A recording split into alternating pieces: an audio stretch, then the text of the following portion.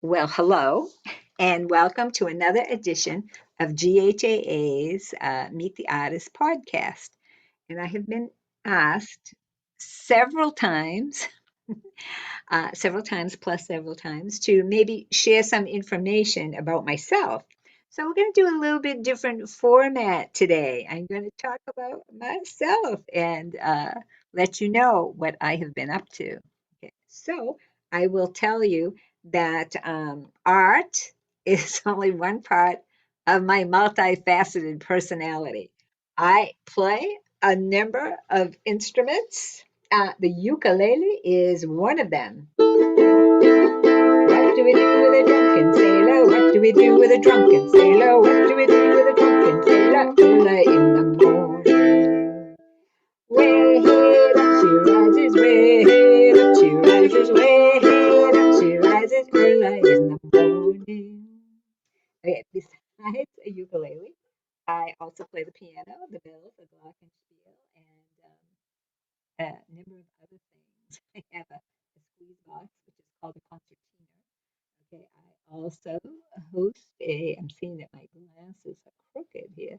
Well, let's just take them off. I don't need to see anything, right? Okay, so I have a number of instruments that I began playing, and I also host a cable TV show called Intuitive Body and Soul, and that's at www.intuitivebodyandsoul.com if you want to know more about that. I also have and I started learning those things pretty late in in my life. I started taking piano lessons when I was 35. Okay, I also have certification in hypnosis. You are getting sleepy. Actually, don't go to sleep. Stay awake. Stay awake. So I have that. I also coach meditations and all kinds of stuff, all kind of like right brain type of things. The right side of your brain is responsible for creative stuff. The left side is kind of logic, put your socks on before your shoes go on, blah, blah, blah, this and that. So again, I have a lot of interests, okay? However, okay, the art, all right, now the art was the very first interest, apparently. Let me, I'm seeing myself backwards here. Okay, should have combed my, that's all right. You might as well get used to me. So anyway, the art was my very first love and kind of defined and helped me become who I was going to be as I grew up. My mom, who is now in spirit, said as soon as I was old enough to pick up a crayon, I started drawing all over everything, her walls, her floors, and all kinds of good stuff like that. Okay, so it's been an interest. When I was in high school, actually maybe junior high, I never. We used to have study halls. All right, if you had free time during the day, you could take a study hall and actually do your work. Could do your homework, all kinds of things. But I never took a study hall, not even once in the whole time that I went to school. I used to take an extra art class. So I took art twice a day. Okay, and periods, art classes and periods at that time were like half hour, 45 minutes long. I don't really remember that far back and don't say anything about my age. So I used to do art for about an hour and a half every single day, even as a young teen, okay, and as an older child. And my I used to have an art teacher. I had a lot of art teachers, but there was this one teacher who really made a difference. And this reminds me all the time that, you never know what effect your words are going to have on a person or their choices in life, certainly. But this one teacher, he was my art teacher, and sometimes he would teach art, and sometimes he didn't. Sometimes he would bring in his guitar, okay, like my ukulele, okay, and you thought we just played little soft Hawaiian songs, which we do, but we also play drunken sailor songs too. So this art teacher would come in and he sometimes would teach art. Other times he'd come in with his guitar and he'd sit on a stool in the corner of the room and he'd just say, paint something. And he'd sit there and he'd play his guitar, right? So this this art teacher wasn't just an art teacher. I mean, he had long hair. It was kind of artsy weird, you know. He had that jawline, that square jaw. So, I mean, besides being an awesome art teacher, because his art was sometimes he would actually sit there and do his own art and let us watch. He was also pretty good looking. Okay, so he had it all. He had it all. He was good looking, he was talented, and he was artsy weird. And in those days, being artsy weird was a goal. Okay, little did I know I was born artsy weird or just weird. It depends on who you ask. So he would sit there in the corner of the room and he would play his guitar and say, just paint something. So I was listening to him and I'm painting. I was doing a watercolor at the time, and I was just like making ocean waves, just waves. And when you really get into something, you become one with the music, one with the art. Time takes on a different flow, if you will. So I was like in the flow, I was in the moment. I'm painting, I'm there with good looking, my favorite teacher in the entire world, right? And so I was so into, I was mesmerized that I didn't realize that he had stopped playing his guitar and was now standing behind me. So I was like, and he was like, Joan, he said, that's really nice. And I said, well, thank you, and kind of made googly eyes at him. But then he said, would you sell that to me? I'd like to buy that from you. And I was like, oh, you know, and my whole insides were like, okay, this gorgeous, wonderful art teacher, is offering to buy my ocean waves.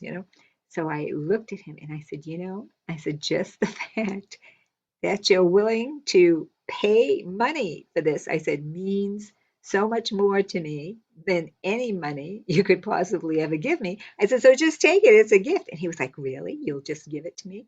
And I was like, absolutely. Absolutely.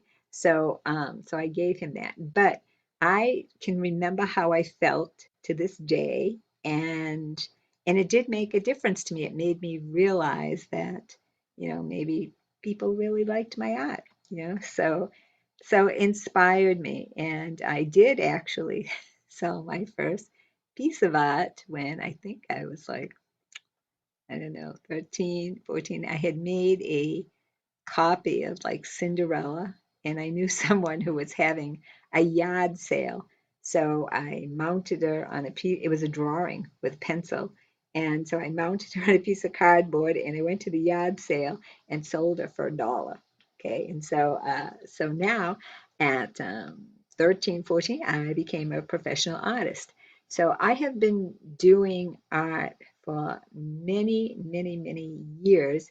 And so, because I started so young, twice a day, all through junior high and high, and then I went to UMass Lowell and attended Merrimack College and continued studies there, and decided pretty early on that I was going to teach, which is probably a good thing. If I had to survive on art sales, I don't know if that would happen, but teaching is a good way to do something you love and still be able to have a roof over your head.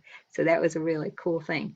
So I started teaching really early.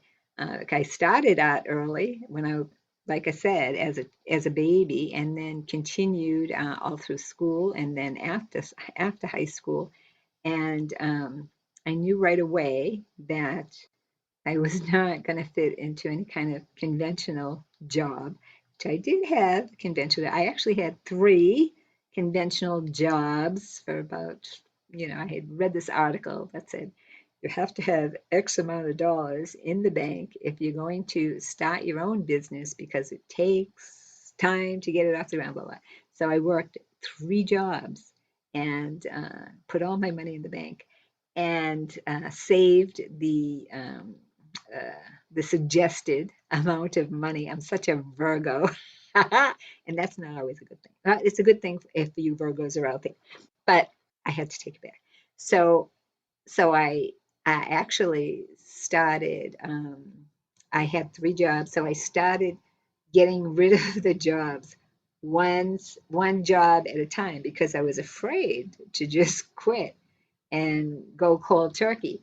So so I would work the three jobs for a while and then just kind of teach on the weekends. And then I'd quit one of the jobs and I'd pick up an extra class. And then eventually I quit all three. Okay, so I have been in self-employed for maybe almost 30 years now. Okay, so a long time. But as part of being self-employed, I actually taught at Tewksbury High School and Chelmsford High School, and I would do evening semesters while I was taking classes, taking students on in my home studio. And besides doing 8 group classes a week, I also took on private students who were taking private lessons, obviously. So, so all the other stuff, the music and the meditations and whatnot, kind of came later because I was working so hard and I really was loving what I was doing. But sometimes your energy can get kind of, what day is it really and what year was it?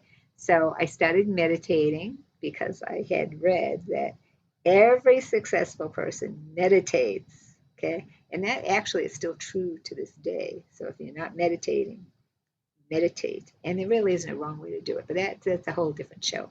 So anyway, I did that. So that art was always the first love. Okay, so just forever. I don't know. As far as art and energy work goes, I would do those things whether people paid me to or not. So I'm glad that they do because I do need to have a roof over my head. So I'm glad that they do, in fact, pay me to do that. So now at this point in time, I'm kind of I say semi-retired because, like I said, probably not ever going to stop doing those things. So I like to say I'm semi-retired. If I say I'm semi-retired, people just kind of smile at me. They don't outright laugh at me because I have a very busy schedule. But I do not teach 8 classes. I teach only like 2 group classes, and I think I have 4 students who come in and take private lessons. But I have to say, I know you're going to say, "Gee, Joan, you do not look old enough to have been teaching for about 40 years." So thank you. But I've been teaching a long time. And I do have some pictures to show you. As a matter of fact, I have lots of pictures. Wait, where are you? Okay. Wait, am I screen sharing yet?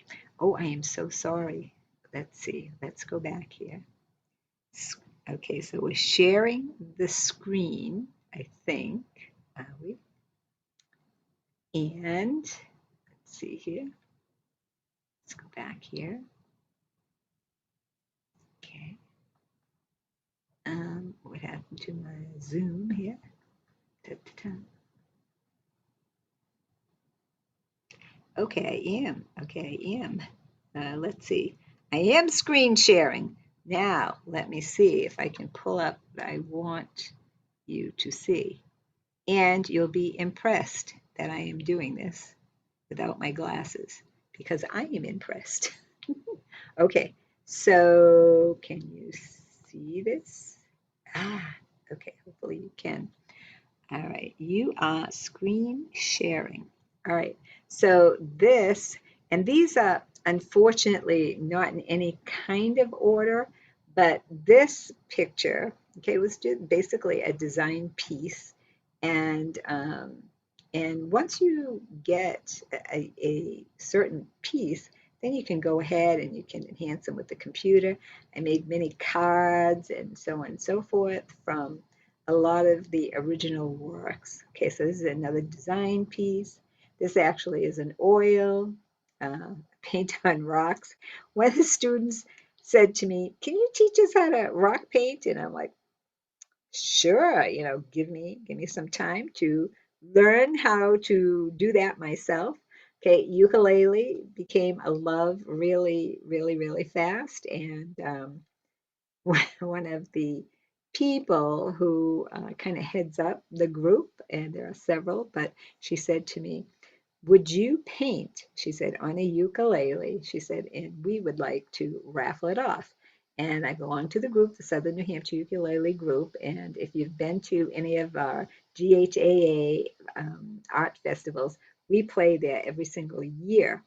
All right. So this group is one of the women sits on the board of the Ukulele Kids Club. So we raffled this off, and the money that came in from it, which was substantial, thank you, was given to the Ukulele Kids Club. This is the back of the uke, okay, and what you saw was the front, and this is the whole front, and see all the dots and whatnot. Those that is actually my early stages dotted mandalas. However, I used a brush to get those on there. Okay, and this is on the neck, the neck of the ook. Okay, so and of course, Southern New Hampshire Ukulele Group. I put that on the ukulele, and so whoever got it certainly knew they were getting a genuine Southern New Hampshire ukulele. Okay, so these I made some ornaments. I do a lot of work for the Drake Council on Aging, um, and the director there, she approached me one year and said, "I would like to have a special gift made for my staff." She said, "I wondered if you would make some ornaments and that we could add to that every year." So this was one of the very first ornaments that I made for her. And again, I apologize for them not being in order. This is more rock painting. I'm going to go through them kind of fast because if you saw, I produce a lot of art. Okay, I make tutorials for Drake Art, and we've actually shared them with the GHAA, so you can see them on the website. This actually was an acrylic, and it was a fun in paint. Again, I do a lot of work with the Drake Council on Aging, and we cannot bring wine into the center. So this is our version of wine and paint. It's called Fun and Paint. Okay, so this was one of the fun and paints. And I know people have go to wine and paints all the time, and they're very social, and it's just to have like a really good time and stuff. But I always try to choose maybe something I wouldn't mind hanging on my own wall. So, if most, like I said, most people just go to have a good time, but at the same time, okay, and even though some people think this looks kind of complex, it's actually just basic shapes, okay? So cone shape, triangle shapes in through here. So they're actually relatively easy. I try not to choose pictures that have a great deal of detail in them or people. Okay, now this is at my home studio, so this is what it looks like. And we did some rock painting. So we had a class of rock painters, and that was and what they did was they did the owls. And these little owls, God love them, they took us forever. They took us about 3 hours to do. Okay. So this is one of my earlier mandalas, my foray into mandalaship. Okay, these are another year that I made ornaments for Bethany, is the director at the Drake Council on Aging. I started getting into dotted mandalas. Oh, I forgot about these. I've been doing this so long. As I was going through these pictures, I'm like, oh my God, I don't remember these. I made these for Cousin Patty because she has like 11 grandchildren, God love her.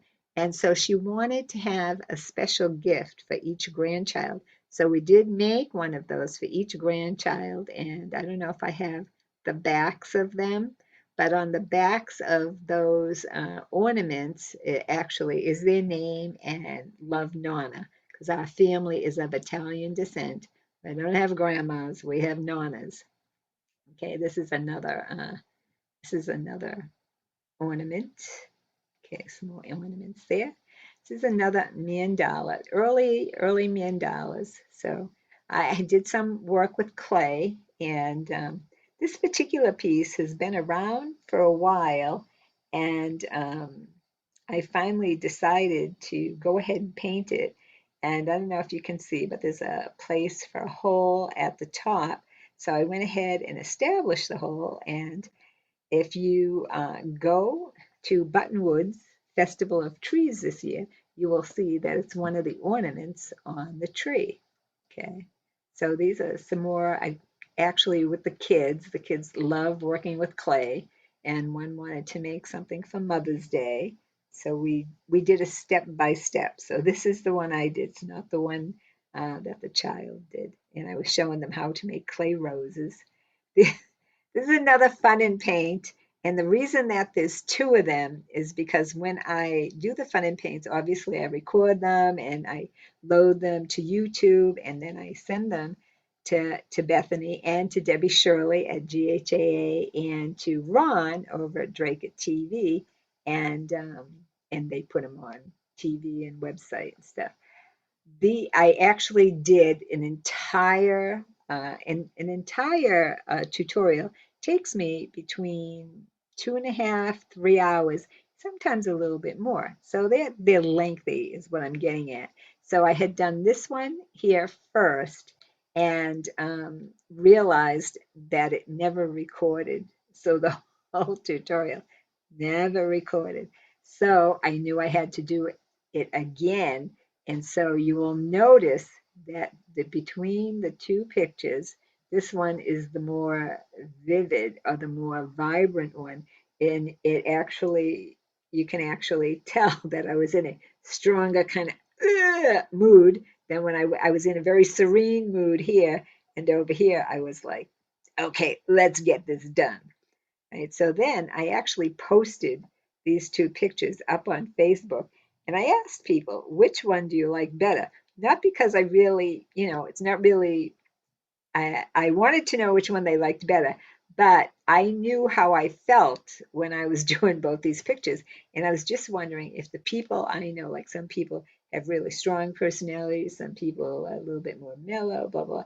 So I would have thought the stronger people would pick this one, mellow would pick this one. And it was exactly what happened. There were a few surprises, but for the most part, when uh, people, my sister's going to kill me, but she won't see this. My sister has a strong personality. So naturally, she picked this one, and I was not surprised. So, like I said, sometimes there was a little surprise involved, but for the most part, people were this this mandala. Actually, again, it's one of the earlier mandalas, and I was experimenting with what kind of paints to use, what was the best procedures and whatnot. So this one doesn't have any glitter and stuff on it. It's an unfinished mandala. And then, of course, anyone who knows me knows that I put glitter on everything. Can never have enough bling. Okay. So this is the blood moon. This is a blood moon, and this one is acrylic. Most of the later works are in acrylic, and the only reason that I ended up switching from oils to acrylics, it's simply because they dry faster. So when we would do a fun and paint or something on that idea, people could actually get the picture home without, ruining their cars and whatnot. This is another rock painting. A rock painting is a blast. I have so much fun doing that. This is my unicorn. I know you can't see the horn because it's on the other side, but you can see that it's blinged out a little bit here and there. And everyone asks me what the polymer is on it, and it actually is something called, now I don't remember, what the heck is it called? hold that thought. Don't trip over your oop. I'm gonna go get it so I can show it to you because people are always like, what is it? What is it? So it's actually called, it's actually called triple thick. Okay, and I will hold it up to the screen. Now I will tell you that I usually put like 3 coats on there. Okay, it's triple thick by Geo Art. Okay, and it makes them nice and shiny. The rocks. I don't necessarily put them over these acrylic pieces. I usually will put like Mod Podge or spray varnish. Okay, I do always put a finish on them. I just kind of got in the habit of putting a finish on them, and I like the idea of it because I've seen, some works a little bit later on, and when I see people's works that are like, 15, 20 years old and stuff, they just don't look vibrant to me. These, if you put the varnish on here, I have had people bring pictures back to me like 20 years later. One woman did, and she said, oh, she was a little yellow. So I actually was able to take the old varnish off without wrecking the picture, and then I just revarnished it again. So I said, okay, I will see you in another 20 years. Okay, this is the earlier picture I showed you, but it's framed, and I did raffle it off at this year's Arts Festival, and the money went towards the GHAA. Another rock painting, another mandala rock painting here. Um, these are the one in the middle is a fun in paint. This is I call this my COVIDian tulip because I don't know what we did during that time. We were doing an exhibit. GHA was doing an exhibit, and so I needed to have something to exhibit. I made a tulip with one of my students. I called it my COVIDian tulip. And this is, I think, a place in Vermont, and not really sure where it is. Okay, this is just some experiment in color, and this was also a tutorial for GHAA. This is another mandala in the making. This one is another fun and paint, and I am going to do this with a group of Girl Scouts pretty soon. It's going to be that. This is another ornaments, mandalas. This this was a this was a really fun tutorial. This cow, I just like it. Okay, so these are some of my later mandalas, and they're a little bit better. And as you can see, they're a lot more detailed. Okay. And these are the things that you see on here that are very shiny are actually faux jewels, okay, that you can buy and just stick right on there. And then I actually varnished over them to make sure they stayed on there. This is the finished piece, and it's very Victorian looking, and it's one of my favorite pieces. And the frame, obviously, how you decide to frame something makes a difference. So the frame really does add to this piece. Okay, this is a mandala on a cutout. Okay, this was another fun in paint, and this is actually at the Drake Senior Center.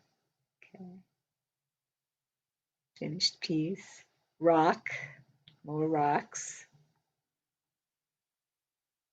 Okay, this piece, I have to say, I wanted it to be hot air balloons, obviously, but before I did the balloons, I did all of the clouds, and I hadn't quite done the balloons yet, but the guidelines were there, and people kept saying to me, "Oh, I love that cloud picture. I love that cloud picture." So I almost named it Clouds with Balloons, but it really is the focus really is the balloons, and it has all this shiny stuff going on here.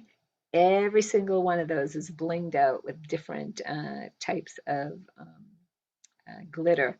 Okay, so each piece was done individually, because if you put like a Mod Podge or a glue down there, then it will just stick to wherever the glue is, obviously. So each little piece had to be done individually, okay? And after those gold pieces dried, then I would go ahead and put in the orange pieces.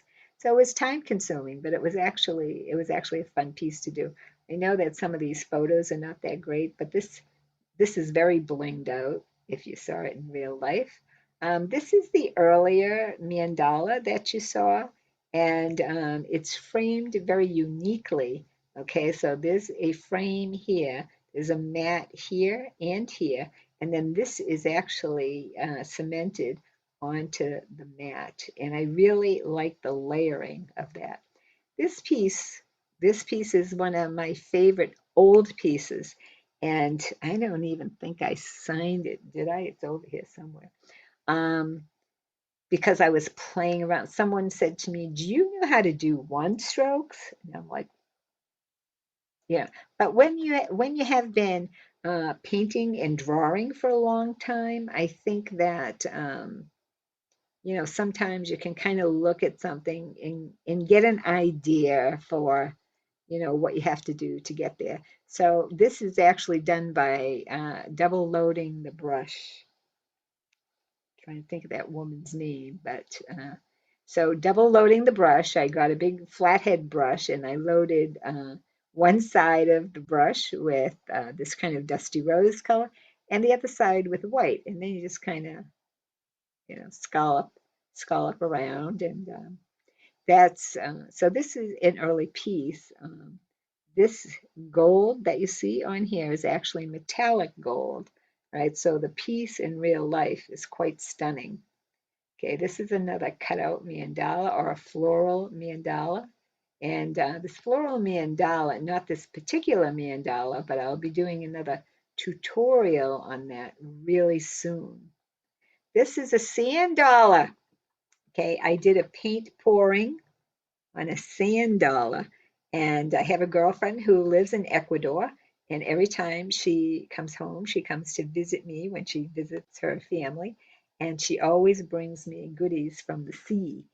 And this sand dollar is huge. It's about the size of my hand. It's a huge sand dollar, and it's so beautiful. I almost didn't cover it, but I do have more than one. So I said, well, I can cover one. And then it's hanging on my wall. I don't know if you can see the nail right there. Okay, it's hanging on my wall, and it actually fell off my wall and broke. And when I tell you, I don't get upset really easy. I'm pretty laid back, but I was like, oh my God, my sandal, blah, blah. So someone actually glued it back together for me. And I know you can't tell by looking at this picture, and you really can't tell it if you saw it in real life either. I felt so bad that he did such a good job so that I wouldn't feel bad, and it was very sweet of him. Okay, this woman, I have no idea who she is, and portraits, you know, portraits are their own thing, and not always a favorite. I like doing portraits, but if you put in a wrinkle where you're not supposed to, people get upset, blah blah blah, this and that. And this is a commissioned piece. This woman, and again, I do not know her name, although I'm sure someone told it to me. She worked in a public office somewhere, and she was retiring. And this is a huge piece. This is like a 20 something by 30. Um, it was pretty big. It was almost as tall as me, almost. Okay. But so anyway, I wanted to know, what the heck do you need such a big picture for? And they said, well, we're not giving it to her. We're going to hang it in the hall, because they have this big hallway where, the people who worked there and contributed so very much, they would hang their pictures there. So again, commission pieces, people have a thought in their head what they think things should look like. And sometimes, as an artist, you might have a different thought.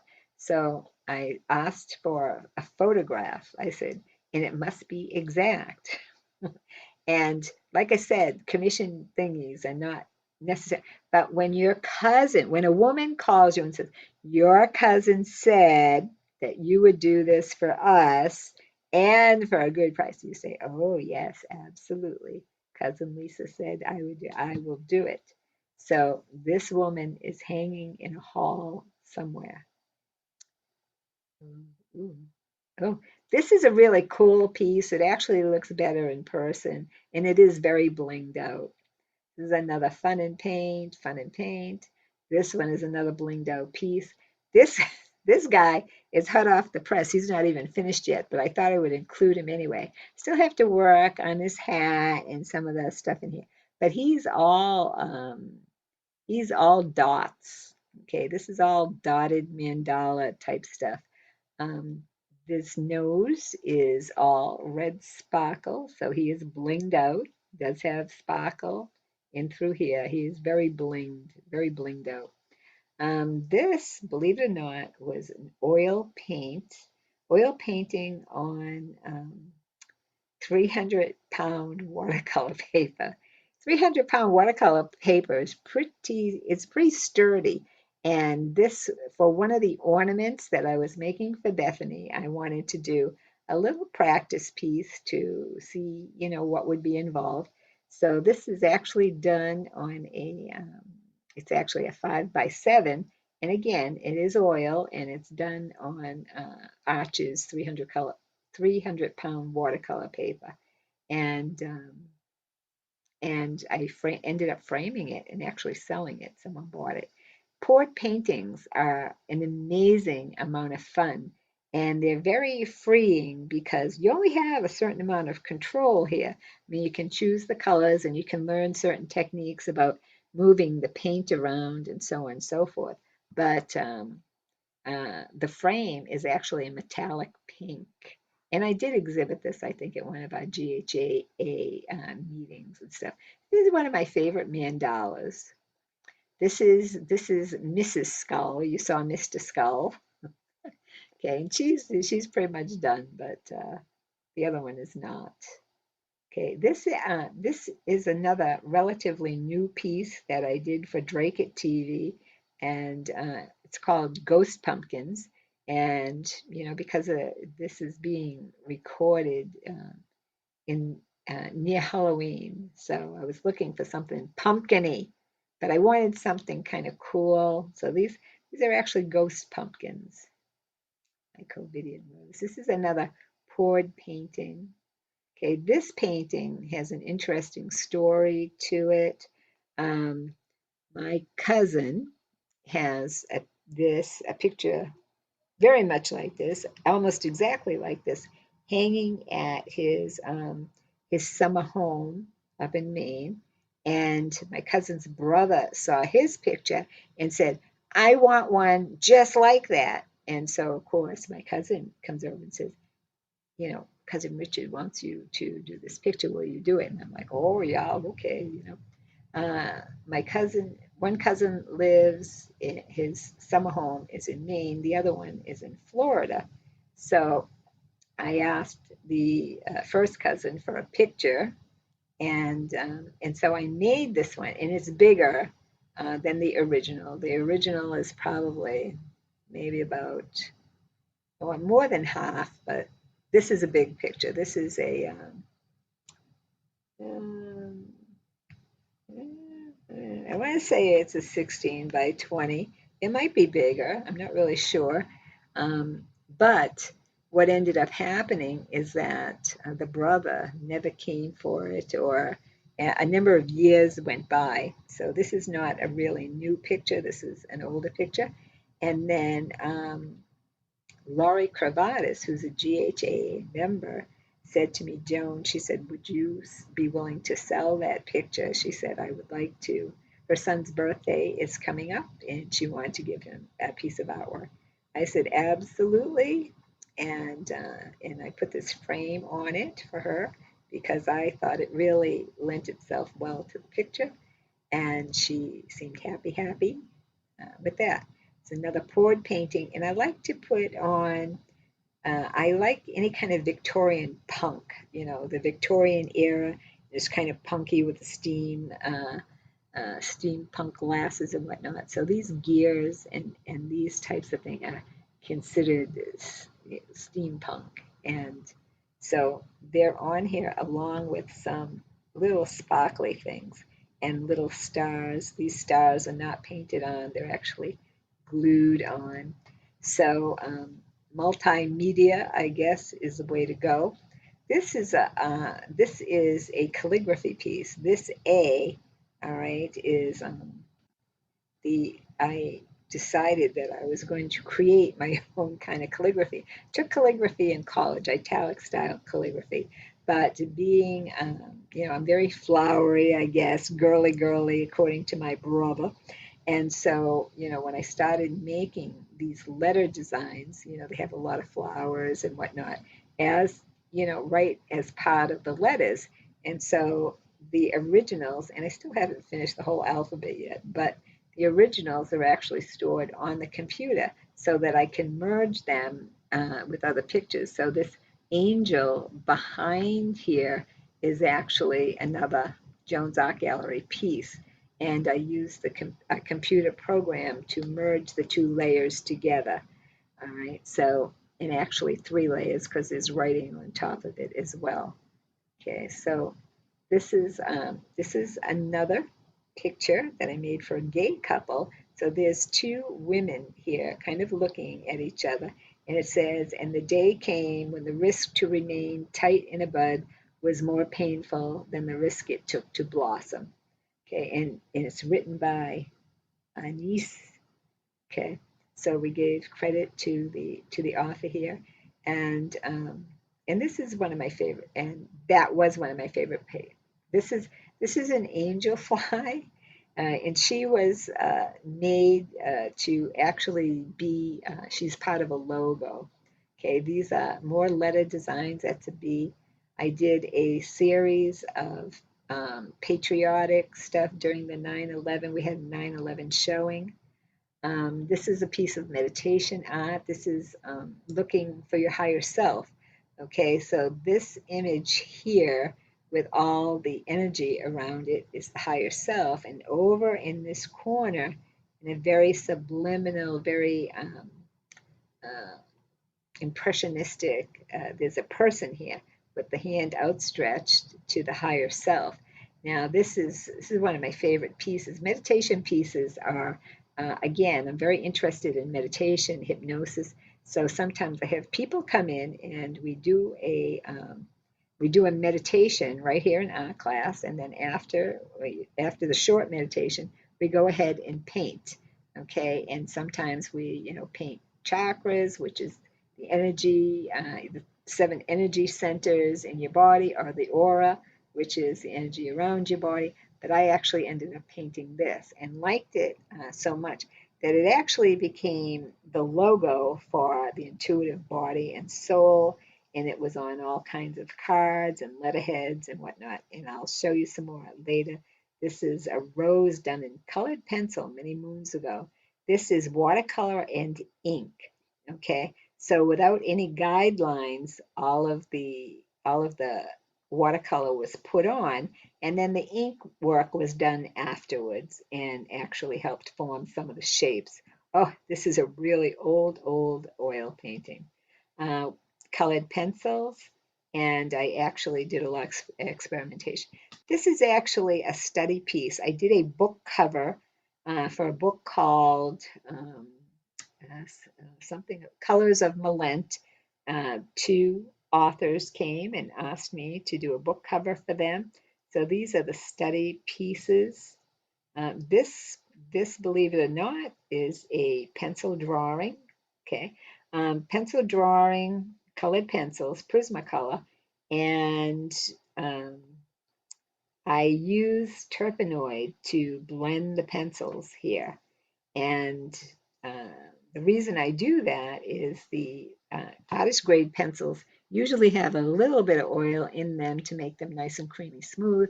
So I figured, well, the turbinoid might break it down a little bit and give it a softer look. And it most certainly did. And um, a lot of cool stuff happened because of that. And when we have more time, I'll tell you more. This is, I think it's an acrylic. And this is one of my favorite pieces because of the feeling. When I look at it, I get a kind of moody, melodramatic. I just really like it. So it's one of my favorites. Oh, okay. So this was a business card. Deborah Lamb used to work with the intuitive body and soul. So again, this is the picture, and we made all of our business stuff with it. Touches, okay. Touches are an interesting story because the I have a student.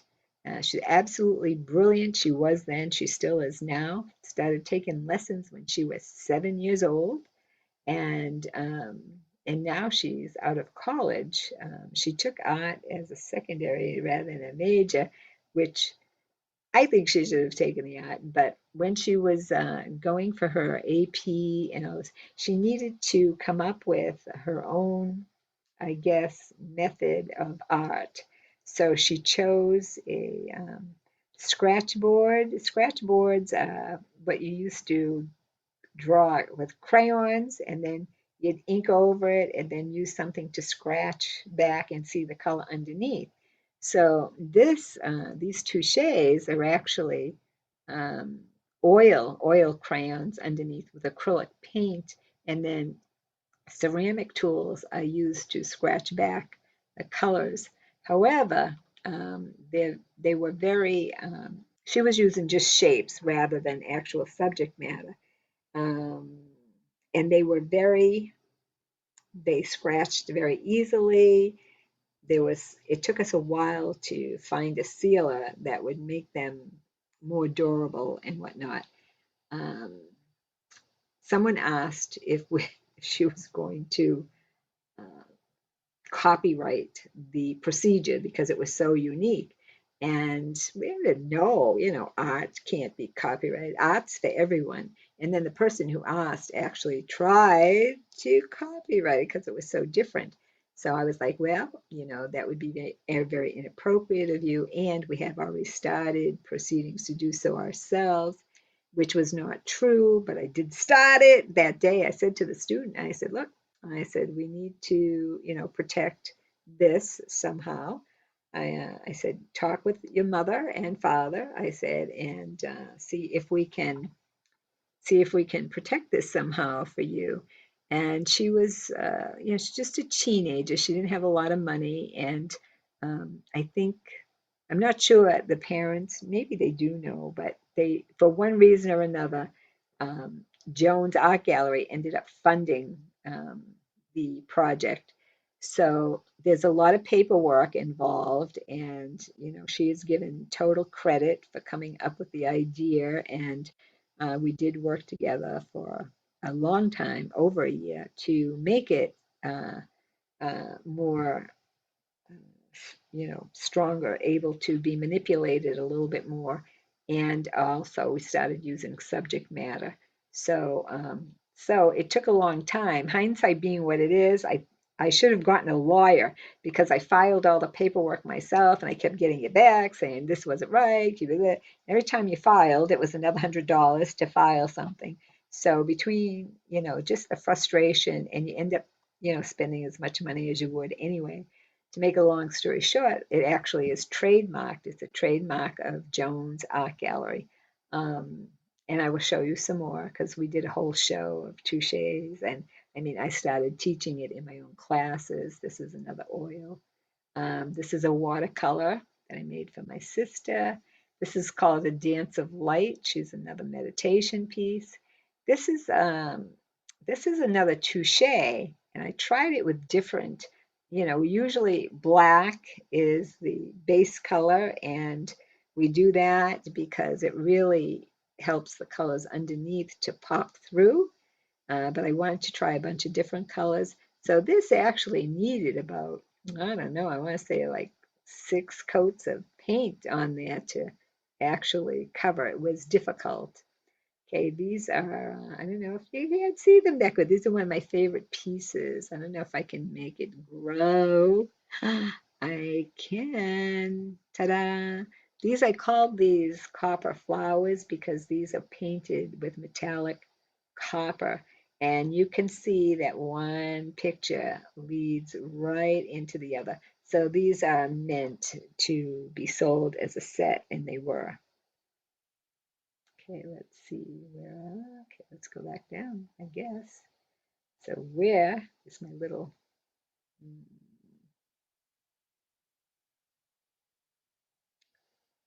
okay, let's go, let's get rid of that. All right, so our copper flowers. I want to show you some more touches. Oh, that's not it.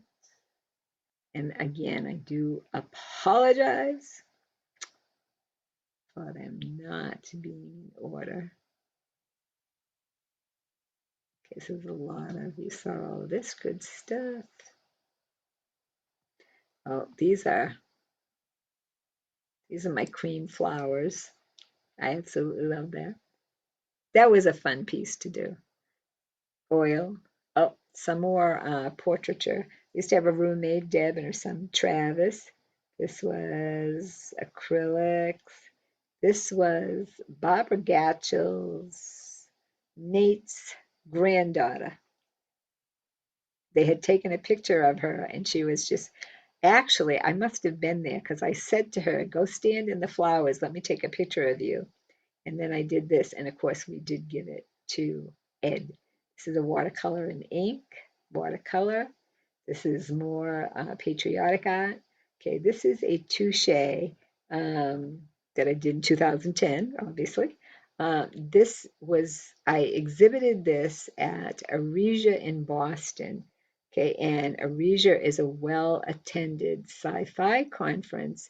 They've never had less than 5,000 people there.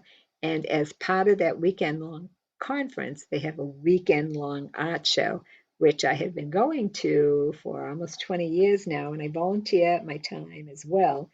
And so I exhibited a touche piece. This was the very first one, and it ribboned. It got a ribbon, and I was so excited. And I said to Shana, because touche is Turner and Shana. Shana is the student's name, and so these are touches. Um, so I said to her, I said, I said, besides bragging rights, yay, I got a ribbon, when there's zillion pieces of art there. I said, it shows that the art community considers this an art form. I said, so it's very cool. Okay, this is an acrylic. This, this is that book again, Colors of Malent. In that book, there was a nerd in the book. And so I said to my ex at the time, who is he has a PhD in computer sciences. So he's definitely a nerd. So I said to him, could I use you as the nerd in the book? And he said, yeah. So this is his real name is not Freddie, but I had to do the calligraphy for the characters. But this is based on a real person. This is the gazebo. It's done in oils, and I did it later as a mural. Okay, these pictures these were fun to do. I was just sitting and just kind of dabbling at one point. These are the practice pieces for the letter designs. The letter designs are copyrighted as well. Okay, this, for those of you in the Art Association might recognize, this is Hannah Cravatis when she was a little stinker. Now she's a big stinker. But this is, I did a picture of her when she was just a bambino. See if we can flip this around for you. There we go. Okay, so what I would do is I would make these for specific people, and then I would add the colors to them, and of course sparkles and all kinds of stuff. I did a bunch of these as wedding gifts to, there was a woman getting married and she wanted something special to give to her bridesmaids. So we took all the colors that were in her wedding and made one for each. This this actually was a card. This is a horn of plenty, and right around this time of the year, because it's October now, the end of October, it'll be November soon. So we look for appropriate pieces. This is a piece of Geo Art. So I would make these shapes and I would pick a theme, in this case florals, and be they would start out in a shape and then come outside of the shape. Like this one started here, it's kind of on top of these two.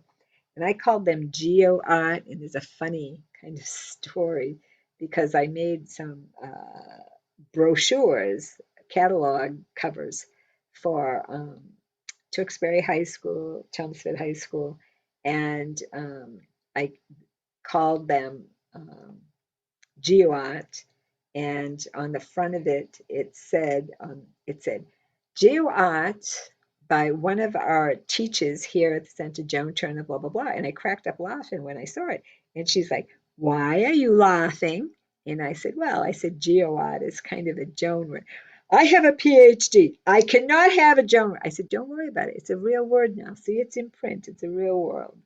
She was like, "Oh my God, you make up words?" I said, "Yeah, sometimes the English language is insufficient. You got to make up your own." So the reason I came back to this one is this is part of a scratchboard. It's part of a scratchboard. I'll show you the whole thing later. But it's an angel. The whole piece is an angel, and it was a gift from the Forney family, okay, to a church. All right. So let me see if I can. Oh, here she is. Okay, so she's a huge scratchboard. Um, she took a long, long time to do. She's another big one. I think she's like 60 inches long. We made her really, really big because I actually went to see her. Now, this was done in 2012 here.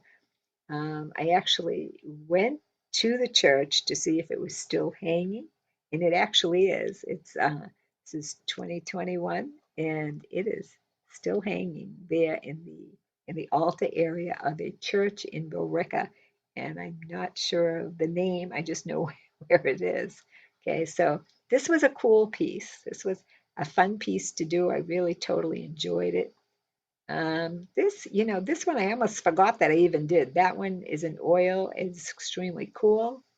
These are more scratch boards in through here. And again, these pieces are meant to be sold together. This tree moves right into the second piece. And I actually structured them that way and then drew on them when they were placed the way I wanted them to be. Okay, this piece I actually did in college. So we're talking mucho years ago.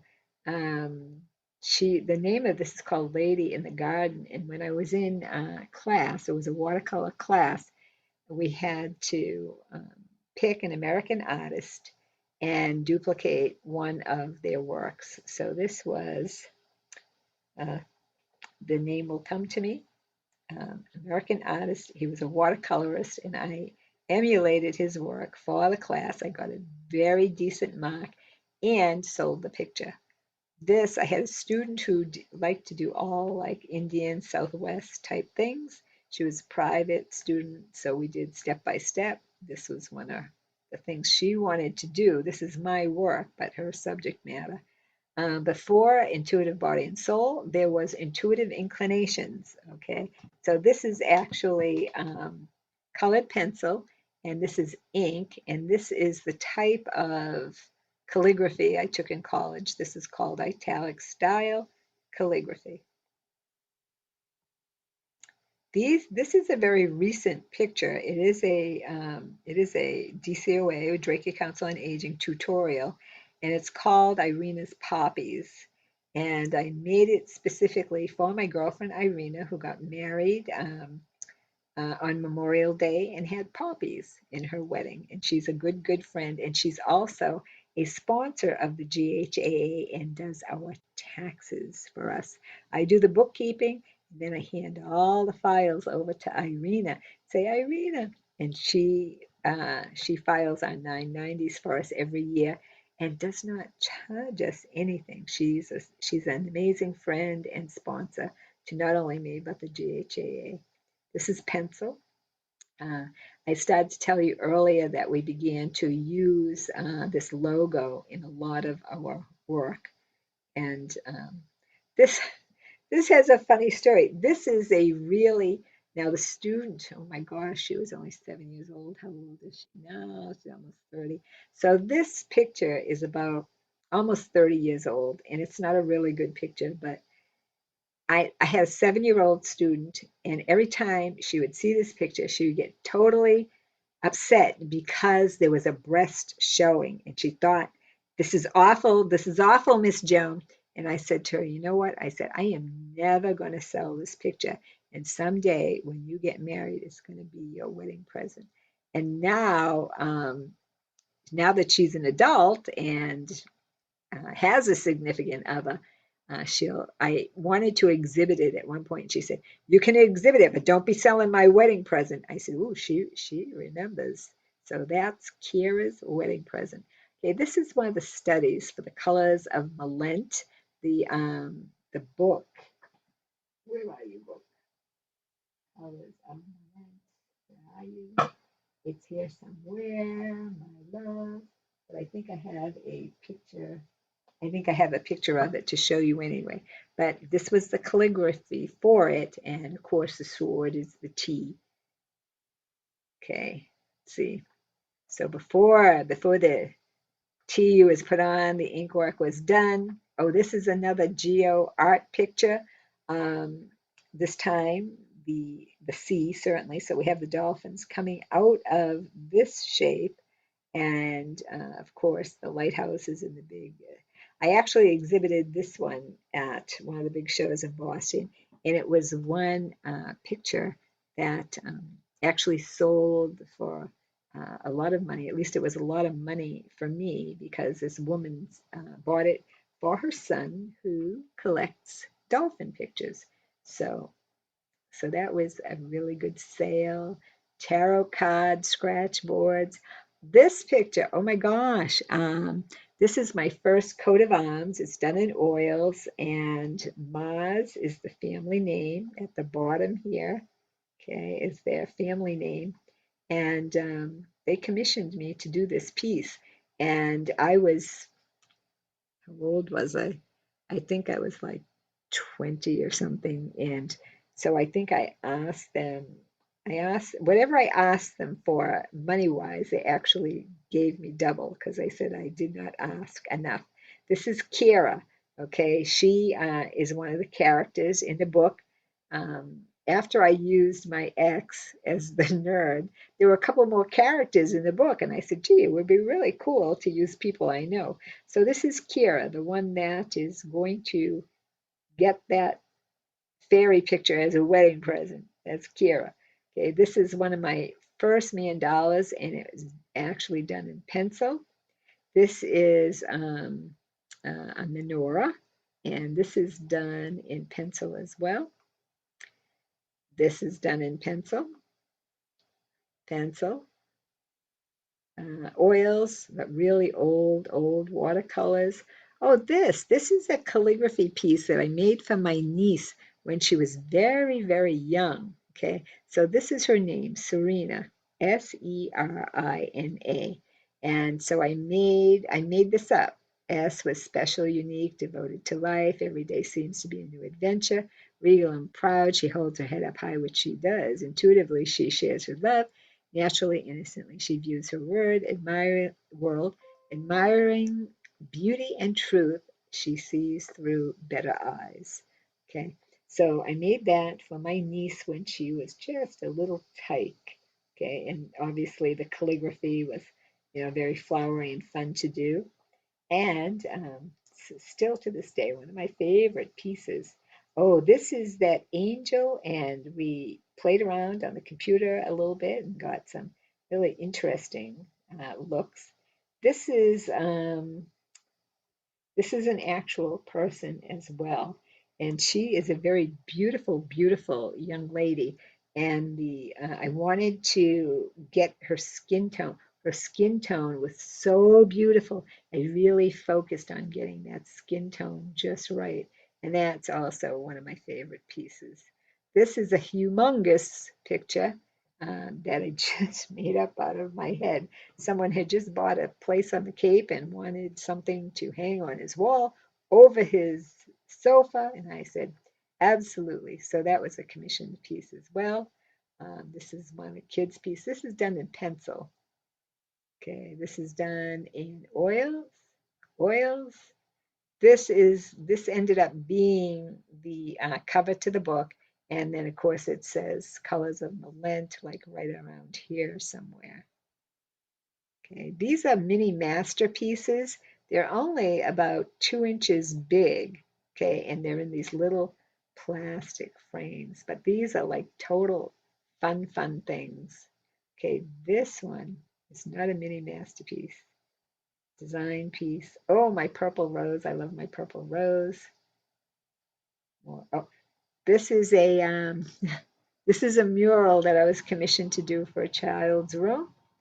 This was a mural I was commissioned to do for this young lady whose name is Amy, and this was her exercise room, and she wanted it all in purple. This, I think, is acrylics. Acrylics. Oh, too bad that picture didn't come out better. This is one of my favorite pieces. It's the sun and the moon, and it's a touche acrylics. This is pencil. No, maybe it's not. It looks like pencil. This is paint. This was one of the cool, I had forgotten that I had actually made this. This was an acrylic. This is an acrylic also bought by Laurie Cravatis.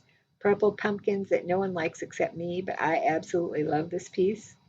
Fantasy piece. These are, this one's called Cotton Candy. It's a meditation piece. This, I can't remember why I made it, but it sold very quickly. Ah, Kathalina's bunny. I have a student who fosters bunnies, and this was one of her photographs. I decided to go ahead and do it. These are more touches, energy pieces. This is a watercolor. This one is actually done with oil crayons. She's pencil, pencil, pencil, watercolor, pencil. This is actually acrylic. This is the ink, pencil, pencil. This this is another piece of geo work, and it's done in acrylics, pencil, pencil, pencil, pencil. This is the mural I was telling you about. This was done in someone's home. It's actually 12 feet long. It took me 3 months to do. This is the very first ribbon I ever received was for this picture.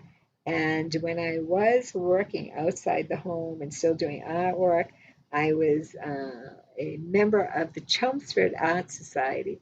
And this picture is done in colored pencil. This is all colored pencil. And someone had given me a picture of a rodeo clown at the Shriners in Wilmington.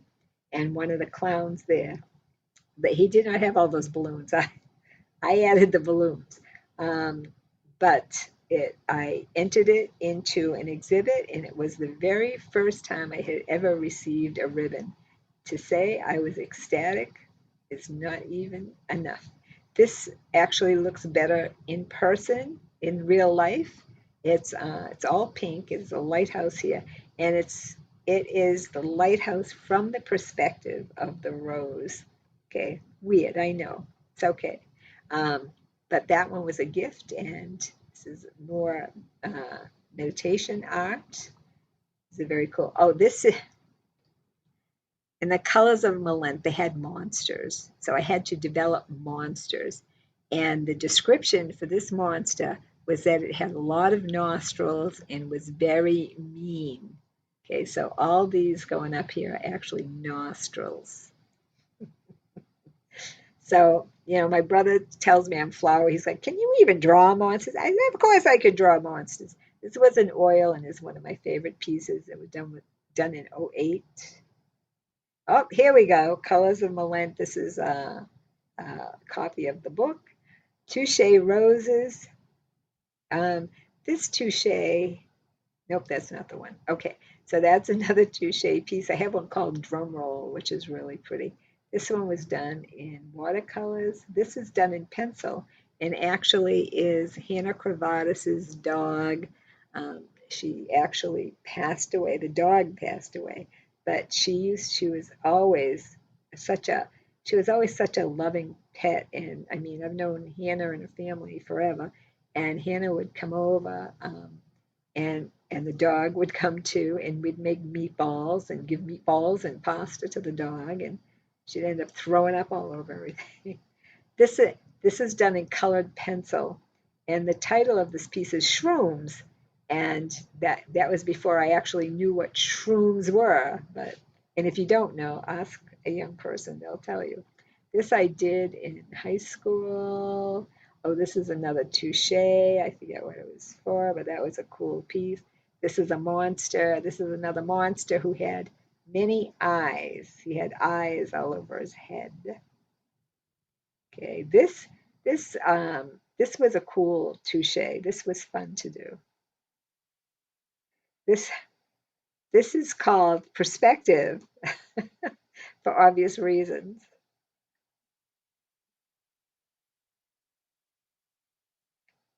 So these are my little guys, I guess.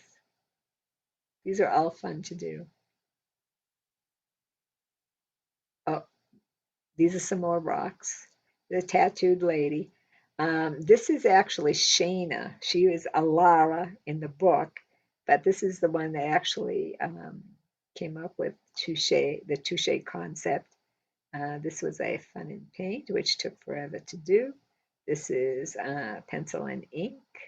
This I showed you uh, the the fairy butterfly. Okay, so we used her for a lot of things. This is done with oil crayons, colored pencil, no colored pencil on that one. This one was actually an oil done, I think, when I was a teenager. This is actually a mural that's upstairs. I have 3 floors and I have an exercise room, and this is covers one whole wall. So that's a mural. This is one of my favorite dotted mandalas. This is an acrylic pencil. This is a pencil. And we may find, you're thinking to yourself, thank God she's finally done. Okay, so this actually, that actually represents an extremely small amount of pictures. I have lots and lots more. Like I said, I actually produce a great deal of art. Um, Still teaching, still doing the tutorials and all that good stuff. And when I do these podcasts, I usually have a list of questions for people. So I'm just trying to go through the list to make sure I have answered everything. One of them is, what is your favorite medium and subject matter? Favorite medium? I don't know. I started out with pencil, oils, and probably acrylics. Probably the answer to that. Um, what's your favorite subject matter? Realistic fantasy. Okay, it's like the Geo Art. Okay, it's kind of there's some kind of fantasy component to it, yet you can tell what's in it. You can tell the pumpkins are pumpkins, the dolphins are dolphins. The fairies look like they look like people, but they're fairies. Okay, so all of that good stuff. In your opinion, what makes an art piece successful? I ask that of every person that I have interviewed. I say, in your opinion, what makes an art piece successful or not? And I have gotten some really awesome answers like, well, if it moves you, if it makes you feel something, or if it has the right composition, so on and so forth, all that good stuff. My answer to that is if I like it. If I like it, it's a success. If I don't like it, I throw it out. Or if it's on a canvas, I paint over it. So my answer to, in your opinion, what makes an art piece successful is whether or not I like the piece. So there we have it. Do you teach? Yes. Do you have a website, Facebook page, Twitter, or other social media? Yes to all of those. Okay. Jones Art Gallery of Haverhill is on Facebook. The website, I did retire it as part of my semi-retired, but I am on Twitter and all that other good stuff. I have a meetup page, okay, where you can join. And on Facebook, we have a Jones Wine Painters group. So there are many ways to contact me. The best way, you can contact me through the Art Association, which is GHAA Art, GHAA.art.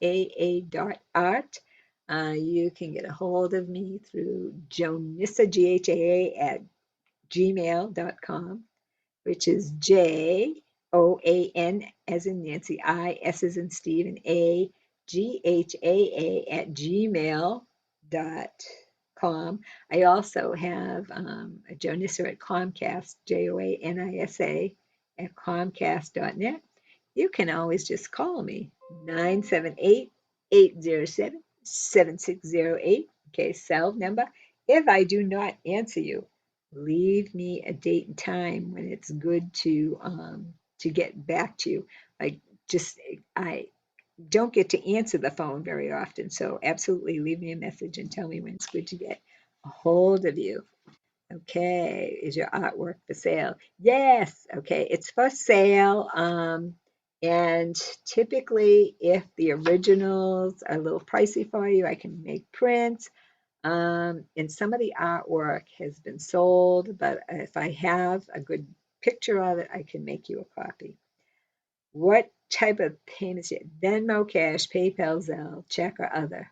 Other being, I don't know what other would be, but I take all of those I just listed. Best way to folks about you have questions, interests, blah, blah, blah.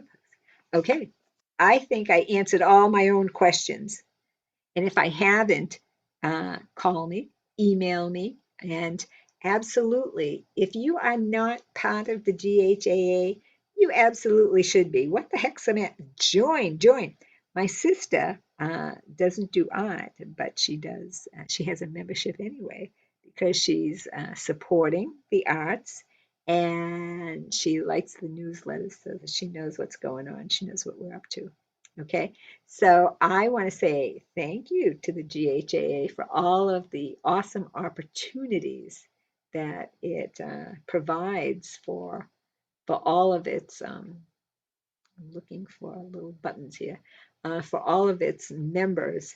And Ann Jones will be the first one to say, oh, it takes a team, it takes everyone, blah, blah, blah. And that is true. And we have a lot of very awesome people on the team. Okay, but the truth is that the GHAA has flourished under Ann Jones's tutelage. Okay, so a special thank you to Ian and to everyone, to all the board members. They really go above and beyond what they are called to do. Okay, so very appreciative and very lucky to have magnetized that caliber of person to myself. So I feel very fortunate. So that should do it. Thank you. You guys have a very good evening and be legendary. Don't let anything stop you from getting what you want. Bye bye.